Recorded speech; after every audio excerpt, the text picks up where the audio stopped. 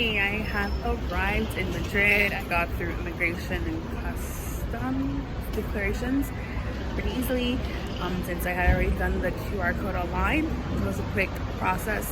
And now I've got my luggage and I'm gonna head to my Airbnb. I'm just gonna get in line for a taxi.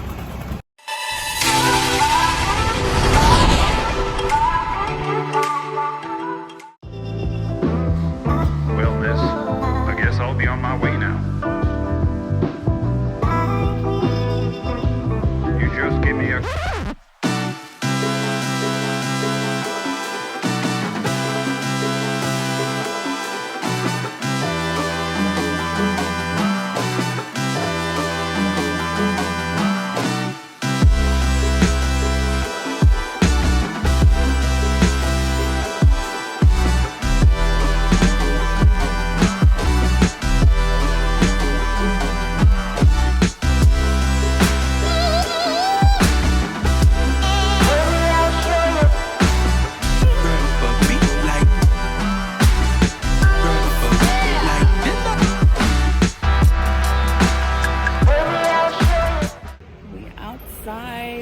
I got back from the airport to the Airbnb. I checked in. I was so exhausted. I had to take a nap. And I'm still tired, but it's only like 6:30, so I had to get up, do something, go for a walk, just scope out the neighborhood. So that's what I'm about to do. Let's see what I find.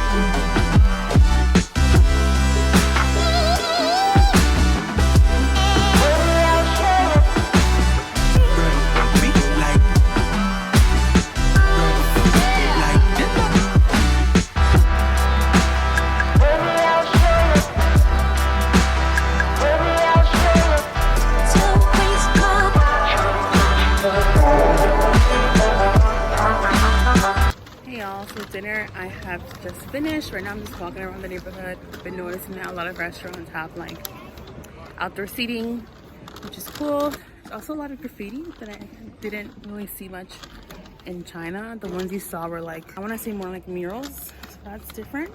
But for right now, I'm liking the vibe. Like, this neighborhood is quiet, it's chill. So yeah, after this walk, I'm gonna go back to the Airbnb and figure out what I'm gonna do for the rest of this weekend, because I'm just here on vibes. Morning everyone, it's day 2. I am still tired. Like, jet lag this time really hit. Like, when I got to the Airbnb from the airport, I showered, took a nap, and I went out for dinner.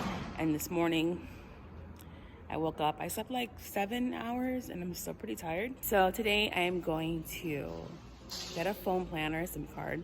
Then I'm gonna go to a brunch spot, try to find some apartments online and start calling some places. So just get looking, since I'm already here. And then I'm going to meet my cousin tonight. I knew I had a family in Spain. I didn't know where until I actually made the plan to move here. And luckily she lives in the city. Excited to meet her and to get a SIM and have a Spanish phone number. So, all right, let's go.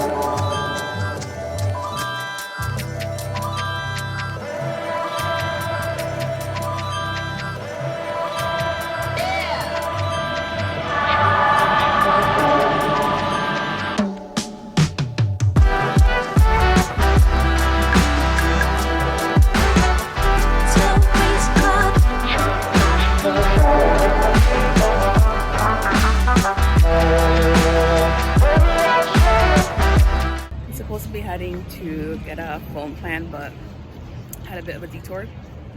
I found me some some milk tea. So it's also a brand you see a lot in Shenzhen in China. So my girl had to stop. But now I'm focused, back on schedule.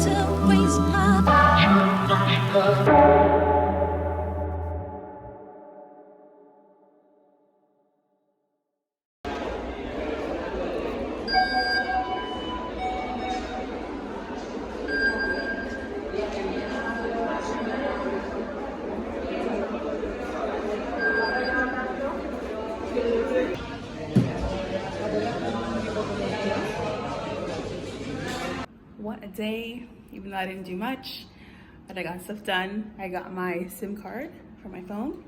So I'm paying 15 euros for 100 gigabytes. And I top it up every 28 days. You can top it up at a store, online, market. So it's very convenient and affordable.